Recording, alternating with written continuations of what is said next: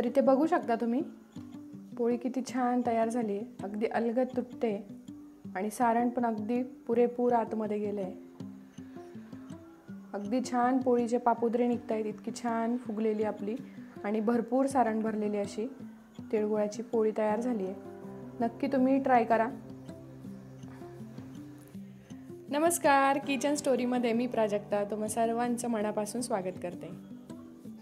आता संक्रांत म्हटलं की गुळाची पोळी तर आलीच, तर अगदी साध्या आणि अचूक प्रमाण वापरून तिळगुळाची पोळी कशी बनवायची ते आज आपण बघणार आहोत। चला तर मग बघूया। आता गुळपोळी बनवण्यासाठी इथे आपल्याला लागणार आहे अर्धी वाटी बारीक खोबऱ्याचा किस, 1 वाटी तीळ घेतले, अर्धी वाटी शेंगदाणे घेतले।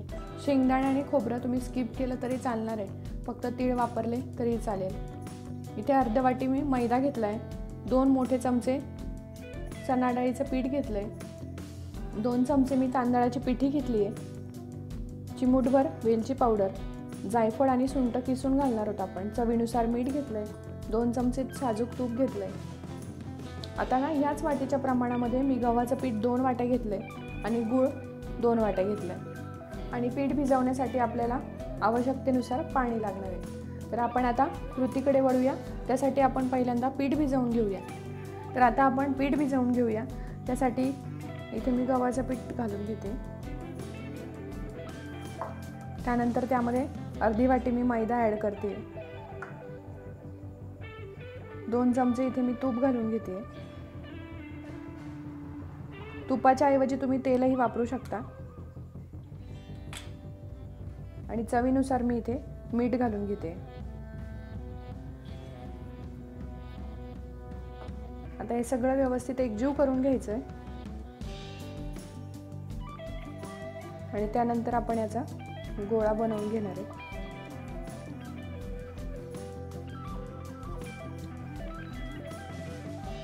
तर आता हे व्यवस्थित मिक्स झालंय, यामध्ये थोडंसं पाणी घालून आपण हे छान मळून घेणार आहोत। तर खूप जास्त पाणी एकदम घालायचं नाहीये, अगदी थोडं पाणी घालून हे छान व्यवस्थित असं मळून घ्यायचंय। त्यासाठी तिथे पीठ भिजवण्यासाठी ना असं खोलगट भांडं घ्यायचं, जेणेकरून गोळा लवकर तयार होतो। आपण रेग्युलरची चपातीसाठी पीठ भिजवतो त्यासारखं असं खूप सैलसर पीठ भिजवायचं नाहीये, थोडंसं आपल्याला घट्टच याचं पीठ भिजवायचं आहे।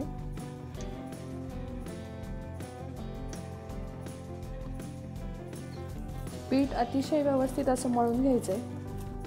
जितकं व्यवस्थित पीठ मळलेलं असेल तितकी आपली गुळपोळी खूप छान होते। तर आता तुम्ही बघू शकता, खूप सैल नाही आणि खूप घट्ट नाही असं मी पीठ भिजवून घेतलंय। आता त्याला वरून थोडासा तुपाचा हात लावून थोडंसं तूप लावून घ्यायचंय आणि हे परत एकदा छान व्यवस्थित असं मळून घ्यायचंय।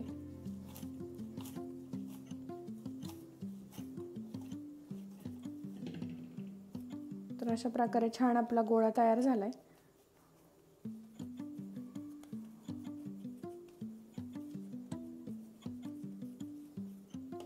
याला पुन्हा एकदा थोडंसं तूप लावते मी। तर इथे असा आपला एक गोळा बनवून तयार झालाय।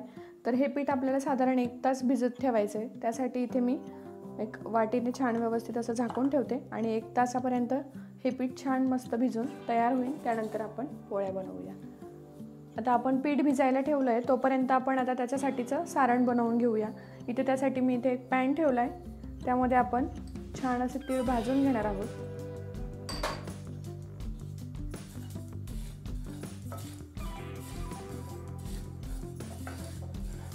तर मंद गॅसवर आपण तीळ व्यवस्थित छान अशी भाजून घेणार आहोत।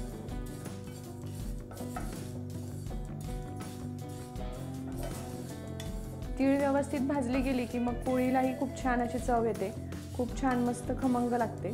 त्यामुळे तीळ आपण व्यवस्थित भाजून घ्यायची। तर इथे 1 वाटी तीळ मी घेतली आहे भाजण्यासाठी, तर त्याला एक साधारण मला 4 ते 5 मिनिट वेळ लागेल भाजण्यासाठी। जोपर्यंत त्याचा कलर चेंज होत नाही, तीळ व्हाईट आहे आता तर ती ब्राऊन कलरची होत नाही तोपर्यंत आपण तीळ भाजून घ्यायची। तर इथे 5 मिनिट झालेत आपले, तिळालाही छान ब्राऊन कलर आलाय आणि एकदम असे चटचट उडतात पण येते। तर आपले तीळ छान भाजले गेलेत। तर गॅस मी बंद करते आणि हे तीळ थंड करायला ठेवूया. यामध्येच आपण आता अर्धी वाटी शेंगदाणेही भाजून घेणार आहोत. शेंगदाणे आणि खोबरं ऑप्शनल आहे, तुम्हाला आवडत असेल तर तुम्ही घाला. फक्त तीळ आणि गूळ वापरून जरी ही पोळी बनवली तरीही खूप छान होते.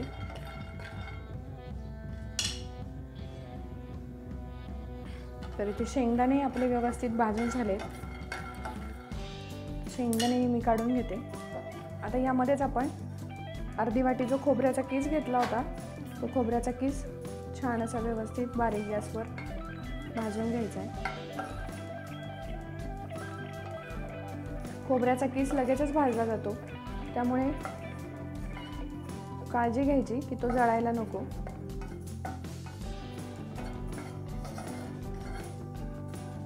असा थोडासा ब्राऊन कलर झाला की लगेचच आपण किस काढून घ्यायचा आहे. तुम्ही बघू शकता अगदी 30 सेकंदामध्येच फक्त लगेचच याचा कलर चेंज झाला आहे आणि खोबरं छान व्यवस्थित भाजलं गेलं आहे. तर ही आपण काढून घेऊ. आता ह्याच पॅनमध्ये आपल्याला 2 चमचे बेसन पीठ व्यवस्थित असं भाजून घ्यायचं आहे. पूर्ण मंद गॅसवर छान खरपूस असं हे बेसन पीठ भाजून घ्यायचं आहे. बेसन पीठ टाकल्यामुळे काय होतं ना की आपलं जे सारण आहे ते छान एकजीव होतं, एकसंध होतं. त्यामुळे आपल्याला इथे बेसन पीठ ॲड करायचं आहे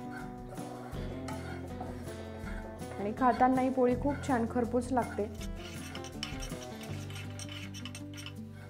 तर हे पण पीठ आहे, अगदी तसंच ठेवलं तर हे लगेचच करपून जाईल. त्यामुळे यालाही वारंवार आपण चमच्याने फिरवत राहायचं आहे, म्हणजे हे खाली करपणार नाही. यामध्ये आपण आता तूप ॲड करूया. तर इथे मी फक्त 1 चमचा तूप ॲड करते. आता हे व्यवस्थित आपण भाजून घ्यायचं आहे. जोपर्यंत याचा कलर चेंज होत नाही तोपर्यंत आपण बेसन पीठ व्यवस्थित असं भाजून घ्यायचं आहे.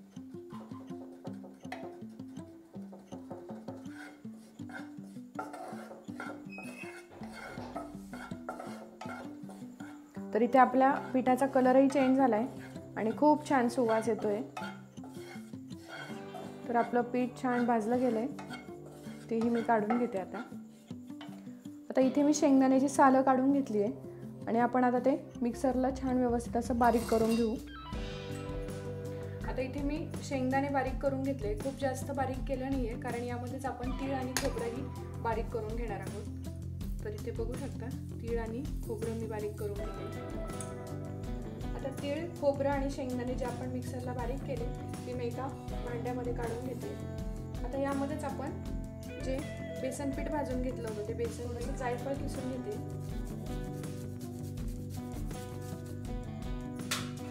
त्यानंतर सुंठ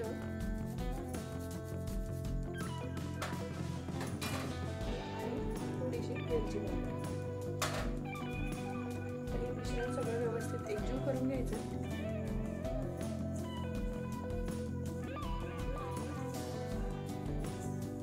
आणि यामध्ये आपण जो 2 वाट्या गूळ घेतला होता तो गूळ ॲड करून घ्यायचा. तर गूळ ॲड केल्यानंतर ना हे सगळं एक छान मिक्स करून घ्यायचे. आता हे छान असं मिक्स झालंय सगळं, पण तरी सुद्धा पुन्हा एकदा आपण हे सगळं मिश्रण एकदा मिक्सरमधून फिरवून घ्यायचं, म्हणजे गुळाचे जे काही थोडेसे जाड काप असतील किंवा खडे असतील ते सगळे व्यवस्थित एकजीव फुटतील आणि आपलं सारण अगदी एकसारखं होईल. त्यासाठी इथे मी आता मिक्सरला पुन्हा एकदा हे बारीक करून घेते. आता हे मी मिक्सरमध्ये काढून घेतलं. आता अगदी एकसारखं आपलं सारण तयार झालं आहे. तुम्ही इथे बघू शकता अगदी हातात घेतल्यानंतर गोळा तयार होईल असं आपलं सारण तयार झालं. म्हणजे अगदी गुळपोळीसाठी परफेक्ट सारण जसं पाहिजे तसं अगदी तयार झालं आहे आपलं.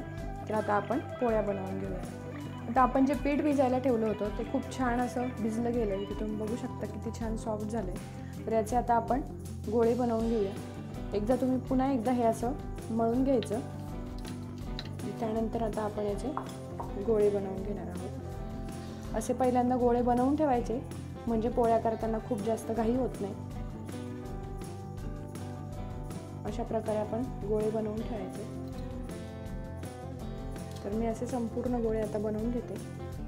आता पोळी करण्यापूर्वी ना आपण जे सारण बनवलं त्याचे पण आपण असे गोळे बनवून घेऊ, म्हणजे आपल्याला पोळी करायला सोपं जाईल.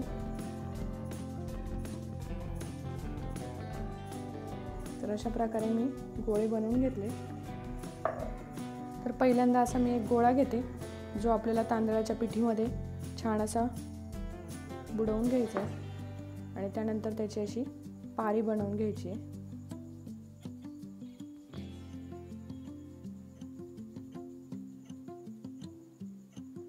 आता तांदूळाची पिठी किंवा मैदाच का वापरायचा, तर त्याने पोळी पटपट पुढे सरकते, म्हणजे पटकन मोठी होते।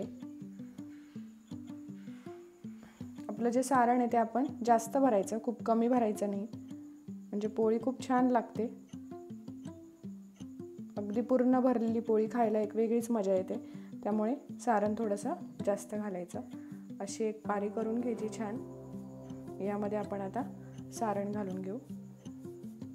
आता जो गोळा आपण बनवून घेतला होता तो यात टाकायचा, फक्त फोडून टाकायचा। तो आपल्याला उचलायला अगदी सहज सोपा जावा म्हणून मी गोळे बनवून घेतले होते। तर फक्त सारण घालताना ते असं फोडून घालायचं, म्हणजे ते अगदी काठोकाठपर्यंत पूर्ण पसरलं जातं, गोळ्याने ते एकाच जागी राहत नाही। तर अशा प्रकारे आता हे सगळे काठ जे आहेत ते दाबून घ्यायचे। एक्स्ट्राचं पीठ काढून टाकायचं। खाली थोडीशी तांदळाची पिठी टाकायची आहे। आता लगेचच आपल्याला पोळी लाटायची नाहीये, थोडीशी अशा हाताने पसरवून घ्यायची आहे, म्हणजे ते सगळं सारण सगळ्या साईडने छान व्यवस्थित पसरलं जातं। तर अशा प्रकारे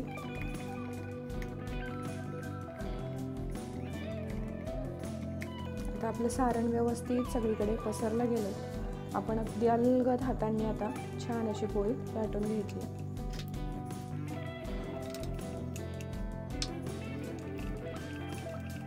अगदी अलगद हातांनी आपल्याला पोळी लाटायची आहे, खूप जास्त जोर द्यायचा नाही आहे।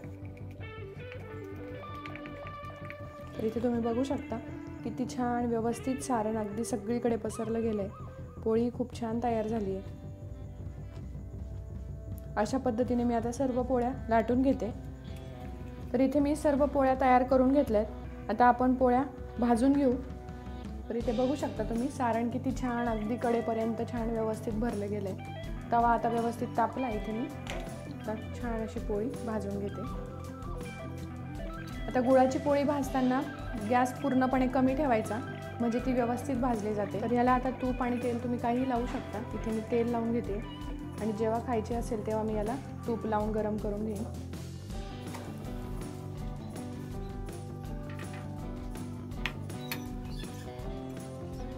अशी 2-3 वेळा ही उलट पालट करून व्यवस्थित भाजून घ्यायची, म्हणजे ही अगदी व्यवस्थित खरपूस अशी भाजली जाते। यामध्ये गूळ असतो, त्यामुळे मोठा गॅस असेल तर तो गूळ वितळतो आणि पोळी चिकटते, त्यामुळे आपल्याला गॅस पूर्णपणे कमी ठेवायचा आहे।